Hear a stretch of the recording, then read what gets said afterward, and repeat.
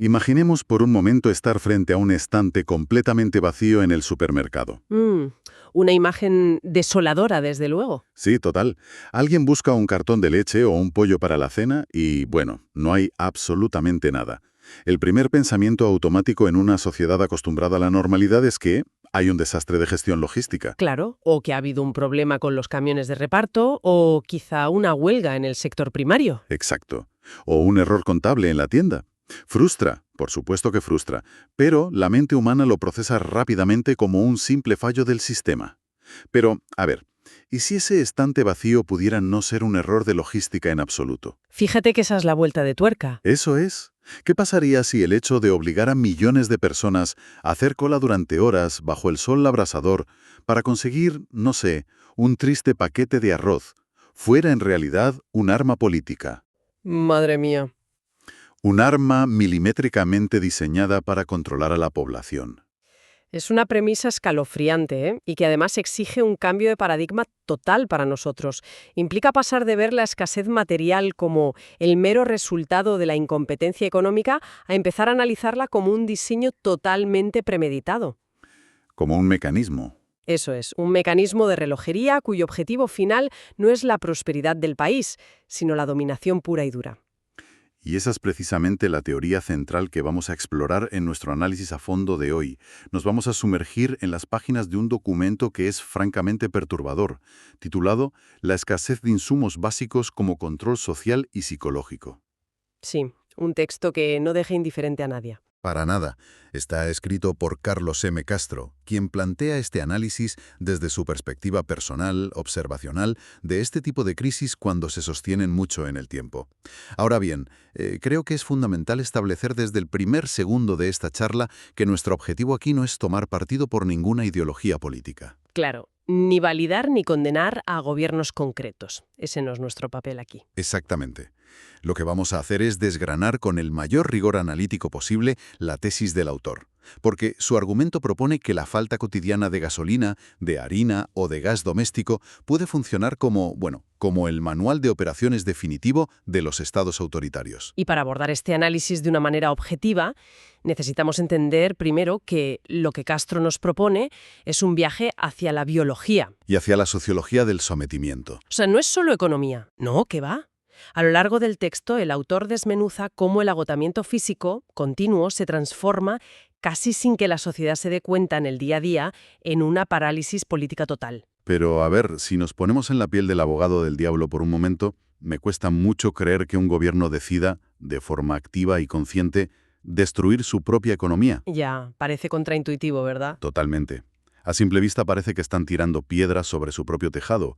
O sea, ¿cómo justifica el autor que un Estado prefiera gobernar sobre un país en ruinas económicas en lugar de administrar una nación próspera y rica? Pues a ver, esa es la gran paradoja que el documento intenta desmontar desde el principio. Según Castro, para un régimen que prioriza la retención absoluta del poder por encima de todo, un país próspero y lleno de ciudadanos económicamente independientes es de hecho un país muy peligroso. Claro, porque no dependen del Estado. Exacto. Y para explicar cómo logran someterlo, el autor nos remite a la psicología más fundamental, mencionando específicamente un concepto que seguro que nos suena: la famosa pirámide de Maslow. Vale, la pirámide de Maslow. Sí, para refrescar un poco la memoria, esta es esa jerarquía clásica de las necesidades humanas. Eso es. En la base más ancha, abajo del todo, están las necesidades fisiológicas innegociables, o sea, comer, beber agua, dormir, abrigarse del frío. Y la teoría sostiene que a medida que vamos cubriendo esos mínimos vitales, pues vamos subiendo escalones. Subiendo hacia necesidades más complejas, sí. Exacto. Necesidades como la seguridad física, las relaciones sociales, el prestigio y, bueno, finalmente en la cúspide de la pirámide, el desarrollo personal y la autorrealización intelectual. Lo has resumido perfectamente. La premisa clásica de la sociología es que una sociedad que tiene el estómago lleno inevitablemente escala esa pirámide. Claro, es lo natural. Es lo natural, sí. Una clase media que no tiene que preocuparse por si habrá pan para desayunar mañana empieza a demandar otras cosas. Empieza a mirar hacia arriba. Totalmente. Empieza a exigir un sistema educativo de calidad para sus hijos, reclama el derecho a la libre asociación, escudriña las cuentas de sus gobernantes, exige transparencia institucional. En resumen, el progreso social y la resistencia democrática florecen siempre en la mitad superior de esa pirámide. Entiendo perfectamente por dónde va el argumento del texto entonces. Lo que el autor sugiere es que la escasez inducida es básicamente un mazo. Un mazo gigante que golpea a toda la sociedad desde arriba. Sí, forzándola a estrellarse violentamente contra el escalón más bajo de nuevo. Madre mía. Así que el destruir el acceso fácil a los bienes de primera necesidad se fuerza a millones de personas a vivir perpetuamente en el modo de pura supervivencia biológica. Así es como lo plantea el texto, ¿sí? Toda la energía vital de una nación, toda la creatividad de sus profesionales, el intelecto de sus académicos, todo, absolutamente todo, se canaliza única y exclusivamente hacia la logística de conseguir la cena de esta noche. Vale, vamos a desgranar esto con un ejemplo. Porque si lo pensamos en términos prácticos, es como intentar concentrarse a fondo para ganar una partida de ajedrez, pero mientras la silla en la que estás sentado está en llamas. Fíjate, esa es una analogía brillante. Es que es biológicamente imposible pensar en estrategias a largo plazo o en movimientos sofisticados del juego, cuando tus terminales nerviosos te están gritando que te estás quemando vivo. Me parece perfecto para visualizar el cómo y el porqué de este mecanismo de control. De hecho, Castro plantea en su escrito unas preguntas retóricas que capturan esta parálisis a la perfección. A ver, ¿qué preguntas lanza? Pues, según el autor, cabe preguntarse cómo le exiges a un ciudadano común que salga a marchar por la separación de poderes o contra la corrupción institucional si esa persona tiene que pasar 12 horas seguidas bajo el sol haciendo cola simplemente para echar gasolina a su coche. Claro, es que es inviable. Y sí, o sea, ¿cómo pretendes que alguien asista a una asamblea vecinal para organizar una oposición política si su mente está 100% secuestrada por la angustia de no tener harina de maíz para alimentar a sus hijos la mañana siguiente? Es tremendo. ¿La respuesta a eso es que el cuerpo humano simplemente no da para más? Hay un límite físico tangible a la cantidad de estrés crónico que podemos procesar al día. Y ahí llegamos a uno de los conceptos psicológicos más potentes que subyacen en todo este análisis, que es el estado de indefensión aprendida. Esa indefensión aprendida. A ver, corrígeme si me equivoco, pero ¿es ese fenómeno estudiado en psicología donde un ser vivo, después de ser sometido repetidamente a estímulos adversos de los que no puede escapar, simplemente deja de intentarlo? Lo has definido a la perfección, sí. O sea, el sujeto interioriza que, haga lo que haga, el resultado siempre será el sufrimiento. Así que se rinde por completo, incluso cuando de repente se le presenta una vía de escape real. No la toma porque ya está anulado. Eso es. La tesis del documento sugiere que al someter a la población a una búsqueda diaria, frustrante y además extenuante del sustento, el Estado está fomentando a gran escala, a nivel nacional, esta indefensión aprendida. ¡Wow! La conclusión del autor aquí es muy dura. Dice que la verdadera anulación de la resistencia ciudadana no requiere necesariamente tener tanques militares patrullando cada esquina. Claro, no hace falta usar la fuerza bruta evidente. Exacto. Se logra mediante el agotamiento extremo crónico. Cuando el cerebro de una población entera está exhausto, calculando calorías, calculando rutas de abastecimiento de agua, se amputa la capacidad de pensar en el mañana. Te quedas estancado en el hoy. Y sin la capacidad mental de proyectar un futuro a largo plazo, cualquier oposición política organizada se vuelve inviable. Pues esto nos lleva a una transición lógica que, la verdad, me resulta fascinante. Porque, vale, me cuadra la teoría del agotamiento biológico, lo veo. Pero si asumimos que toda la población de un país está exhausta, mirando al suelo y gastando sus horas de vigilia en hacer cola para conseguir, yo qué sé, un rollo de papel higiénico, me asalta una duda tremenda. A ver, dime. ¿Quién está prestando atención a lo que hace el gobierno? Es decir, si el país se cae a pedazos a nivel micro en la calle, el Estado se queda sin ningún tipo de vigilancia por parte de la sociedad civil. Es la tormenta perfecta para ellos.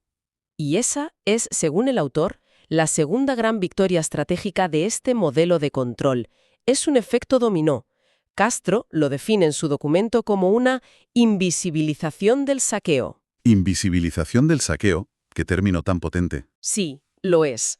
Significa que mientras los ciudadanos están inmovilizados en esa cola interminable para conseguir una bombona de gas, el régimen obtiene carta blanca para operar en la más absoluta sombra, sin ningún tipo de escrutinio público. Pero aquí es donde se pone realmente interesante, y te confieso que sigo siendo un poco escéptico. A ver, ¿por qué?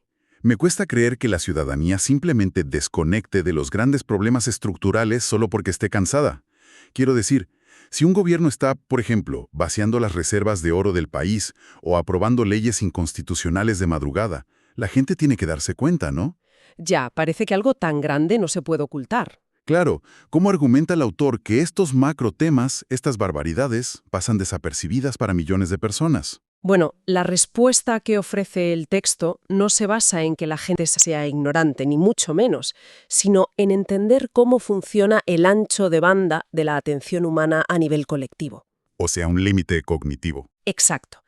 Castro no habla necesariamente de censura tradicional, o sea, donde el gobierno simplemente cierra periódicos o corta Internet.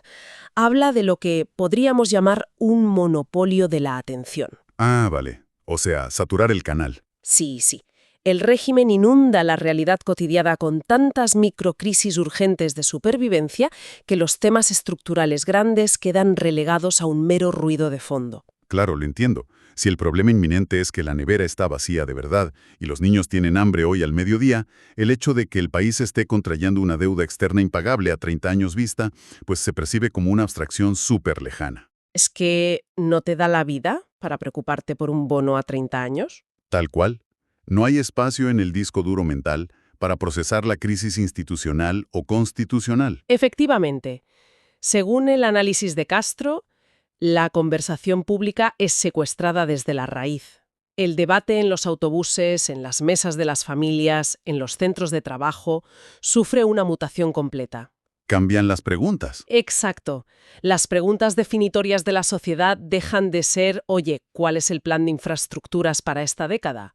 ¿O por qué estamos entregando concesiones mineras a potencias extranjeras? ¿Y a qué pasan a reducirse esas preguntas? Pues la agenda pública se reduce obsesivamente a la pura supervivencia inmediata. La gente solo se pregunta ¿a qué precio amaneció hoy el mercado negro? ¿O por dónde viene el camión de los suministros? El régimen logra que la angustia diaria dicte el ritmo de todas las noticias. Entonces, a ver, tenemos el tablero de juego dispuesto así. Por un lado, una población sin energía física, con la atención totalmente absorbida por la escasez inminente. Y por otro, a un gobierno que opera a sus anchas sin ningún tipo de control ciudadano. Esa es la foto fija, sí. Pero la economía de ese país sigue cayendo, supongo. Entonces, ¿qué pasa cuando los recursos se vuelven tan escasos que ni siquiera haciendo 12 horas de cola puedes garantizar que vas a conseguir algo para comer? Es el escenario de colapso total. Claro, porque la destrucción de la producción privada tiene un límite, llega a cero. ¿Qué hace el Estado entonces en ese punto crítico? Pues aquí es donde la tesis de Castro da un giro hacia lo que podríamos catalogar como psicología oscura aplicada al gobierno. Psicología oscura, madre mía. Sí, porque cuando la producción colapsa y los estantes de los supermercados están objetivamente vacíos, el Estado interviene. Pero ojo, no interviene para solucionar la crisis productiva o fomentar la industria. Ah, no. ¿Y qué hacen? Intervienen para tomar el control monopolístico de la escasísima distribución que aún existe. El gobierno se erige a sí mismo como el Salvador Supremo, el único distribuidor legítimo de los alimentos y el combustible. Buf, esto es enorme. Si el gobierno controla quién come y quién no come hoy, estamos hablando de un nivel de poder, bueno, absoluto y aterrador. Y para enmarcar este nivel de poder tan íntimo, el documento evoca, implícita y explícitamente en algunas partes, los conceptos de la biopolítica. Biopolítica. Vale, es un término que resuena mucho en la filosofía política moderna, Foucault y todo eso. Pero, bajando al barro, ¿cómo se aplica de forma práctica en las calles, en la vida real de estas personas afectadas? Pues en este contexto, la biopolítica se refiere a cuando el Estado ya no se conforma con gestionar el territorio, los impuestos o, no sé, las leyes penales, sino que extiende sus tentáculos para gobernar la biología misma, el cuerpo de sus ciudadanos. ¿Hablamos de la administración de la vida más cotidiana? Tal cual. Según relata el texto, esto se materializa mediante mecanismos muy concretos y físicos. Por ejemplo, bolsas de comida altamente racionadas que son entregadas directamente por redes vecinales del partido gobernante. O sea, el partido te da de comer. Exacto. O subsidios condicionados o cupos hipercontrolados mediante aplicaciones tecnológicas del gobierno para decidir, por ejemplo, cuántos litros exactos de gasolina puedes echarle a tu vehículo al mes. Detengámonos un segundo a analizar el impacto mental de esto, porque tiene que ser devastador. O sea, si como ciudadano pasas de ir al súper a comprar tu propia comida con el salario que te has ganado, a depender de que un funcionario del gobierno te entregue una bolsa de arroz a fin de mes, Es un cambio de paradigma brutal. es que se produce una ruptura total del contrato social. El derecho fundamental a la alimentación deja de ser eso, deja de ser un derecho. Y esa es precisamente la médula del argumento de Castro. La transformación perversa de la que habla radica en que poder alimentarse o poder encender el coche para desplazarse al médico dejan de ser garantías inherentes a la condición de ciudadano de un país. Pasan a ser otra cosa. Pasan a convertirse de la noche a la mañana en un favor, Un favor, qué duro. en un beneficio milagroso otorgado por la supuesta magnanimidad y bondad del líder. Y claro, en los regímenes autoritarios, absolutamente ningún favor es gratis. Tienen un precio. Tienen un precio altísimo.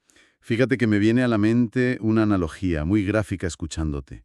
Es la dinámica clásica de una relación de abuso emocional y físico extremo. A ver, explícate. Imaginemos que alguien te empuja bajo el agua en una piscina y te mantiene ahí, ahogándote a la fuerza. Tu desesperación en ese momento es total, estás luchando por tu vida. Y justo en el límite, cuando ya no puedes más, esa misma persona que te estaba ahogando te saca a la superficie y te permite dar una bocanada de aire fresco. Te salva, entre comillas. Exacto. La perversión de la situación es tal que esa persona exige que le mires a los ojos y le des las gracias con fervor, que le debas la vida, por haberte dejado respirar, cuando en realidad fue esa misma persona quien te estaba ahogando en primer lugar. Uf, esa metáfora del ahogamiento ilustra de una manera brutal lo que el documento conceptualiza como sumisión por temor. Sumisión por temor, claro. Cuando el régimen controla el grifo de los alimentos y el combustible, al igual que el aire en tu ejemplo, establece un sistema no escrito, pero que es absolutamente férreo, de premios y castigos diarios. Pero vuelvo a mi rol de escéptico de antes. A ver, si te están ahogando, ¿por qué no te rebelas? Ya. Porque la gente, no sé, amparada por el anonimato de un voto secreto en las urnas o en el bullicio de una protesta multitudinaria en la calle, no se vuelve contra ese gobierno abusivo. Es la pregunta del millón. Y el autor responde a esto explicando que la vigilancia en estos sistemas tan cerrados desciende hasta el nivel micro, hasta el nivel de tu propia calle, de tu edificio y de tu barrio. Ah, o sea, los vecinos vigilan a los vecinos. Sí, el ciudadano de a pie, que ya está agotado, racionaliza su vulnerabilidad de forma casi instantánea. Comprende que si ejerce su derecho constitucional a la protesta un martes, o si firma una petición de la oposición un miércoles, el castigo no será un debate ideológico en un parlamento. ¿Cuál será el castigo? El castigo será su exclusión fulminante y automática de la lista de reparto de alimentos del viernes. Madre mía. Lo cual significa que el régimen en el fondo no necesita convencer a nadie de las bondades de su modelo económico ni de su ideología. No hay debate intelectual. Cero debate. La lealtad no se basa en el convencimiento, se extorsiona cobrando un peaje biológico. O juras lealtad pública, o tu familia sencillamente no ingiere las calorías necesarias esta semana. Es un chantaje absoluto puro y duro. Es la ejecución perfecta, tristemente perfecta, de esa biopolítica de la que hablábamos antes. Administrar el hambre se convierte, de lejos, en la herramienta más eficaz y barata del Estado para silenciar cualquier tipo de disidencia. Pues llegados a este punto de nuestro análisis del documento, me surge una última barrera teórica. Vale, entiendo que cada individuo está sometido a esta extorsión biológica en su día a día. Pero la lógica humana nos diría que, si millones de personas sufren bajo este mismo yugo opresivo, al menos compartirían la experiencia del dolor, ¿no? Claro, la empatía del sufrimiento. Eso es. Lo natural sería que se unieran en esa miseria compartida para formar un frente común, ser solidarios y buscar una salida colectiva. Todos están en el mismo barco. Y eso es exactamente lo que la sociología tradicional esperaría ver en una democracia funcional y sana. Sin embargo, el texto de Castro nos conduce al que es probablemente el punto más trágico y oscuro de todo este diseño autoritario. Que es la demolición del tejido social, supongo. Literalmente la demolición sistemática del tejido social. Según su análisis detallado, la escasez extrema y prolongada rara vez genera una solidaridad utópica a gran escala en las calles. Lo que desata es una competencia feroz, primitiva e instintiva. Es el clásico divide y vencerás, llevado a su máxima crueldad posible. Llevado al extremo, sí. El autor describe cómo el vecino de toda la vida deja de ser visto como un igual, como un ciudadano compañero con el que podrías organizarte para reclamarle derechos al Estado. ¿Y en qué se convierte? Pues cuando en el estante del súper solo queda un último cartón de leche y hay 50 personas desesperadas haciendo cola desde las 4 de la mañana, la persona que tienes justo delante en la fila se transforma automáticamente en un rival directo. Ya no es tu vecino, es tu obstáculo. Exacto.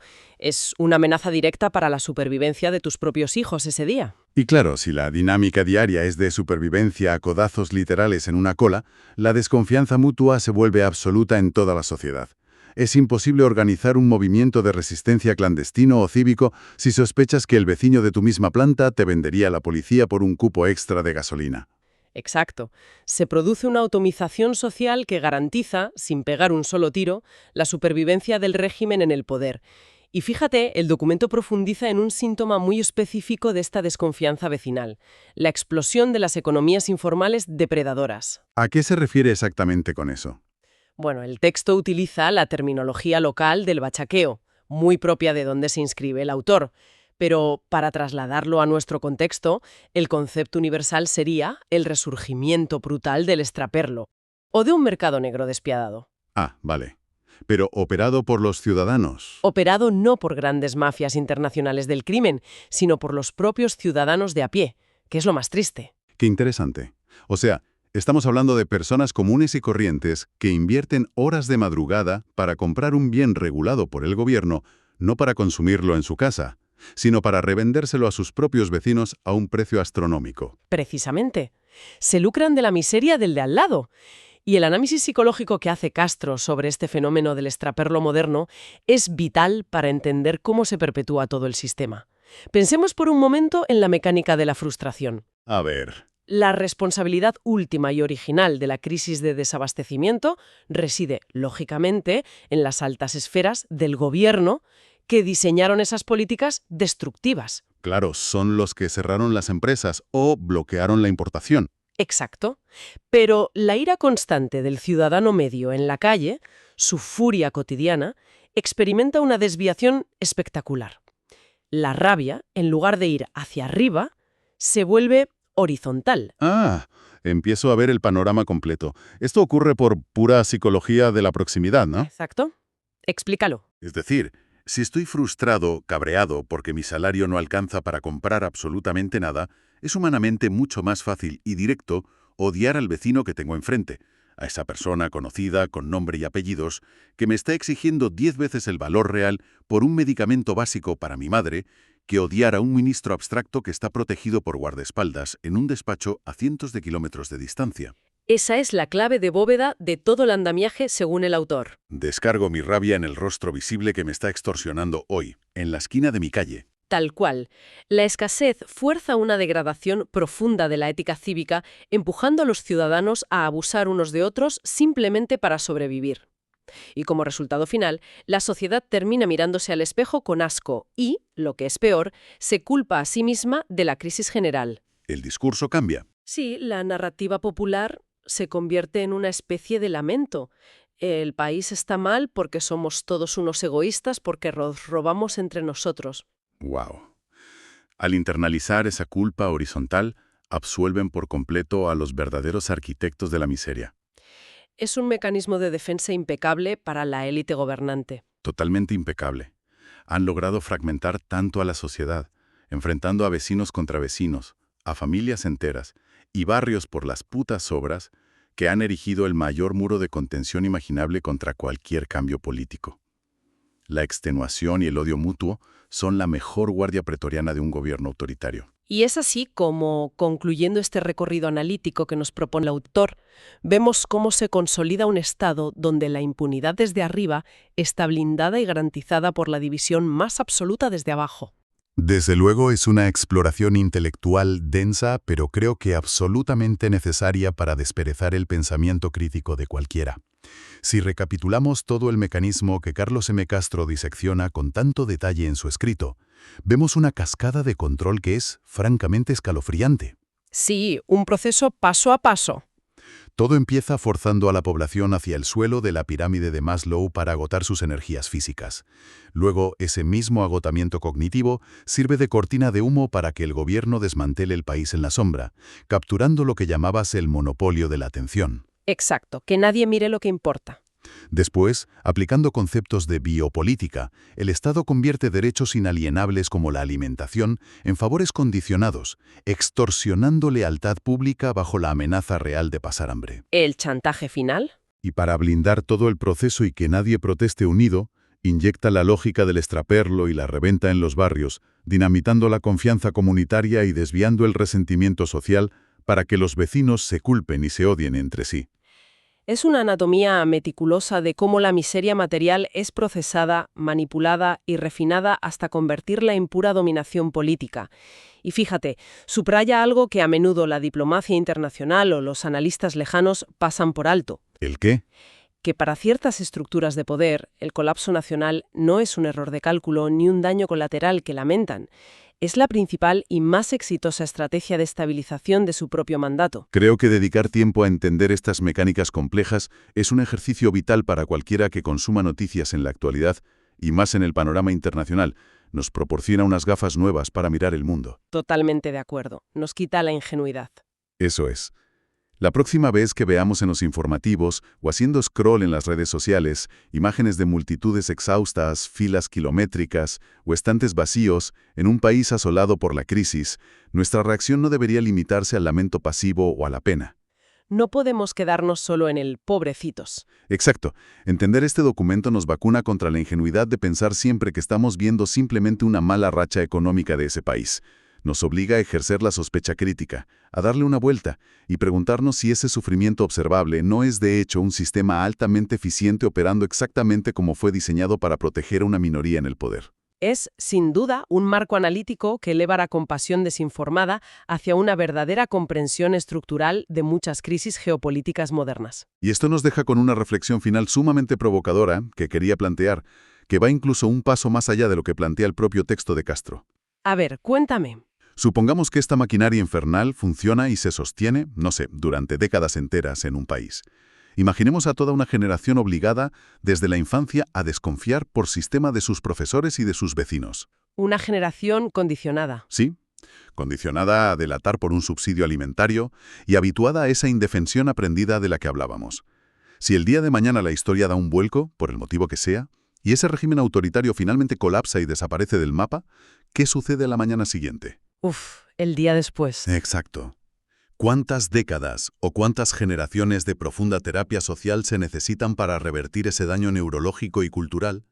Porque reconstruir la infraestructura económica o volver a llenar los estantes del supermercado con ayuda internacional, bueno, puede llevar algunos años. Sí, eso es logística y dinero. Pero, ¿cuánto tiempo tomará sanar el alma colectiva de una nación para que sus habitantes vuelvan a comprender lo que significa realmente ser ciudadanos, con plenos derechos, y dejen de ser, por fin, supervivientes heridos luchando por un lugar en la cola? Ahí queda eso para que todos le demos una vuelta. Ha sido una inmersión a fondo realmente impactante. Desde luego. Da mucho, mucho que pensar.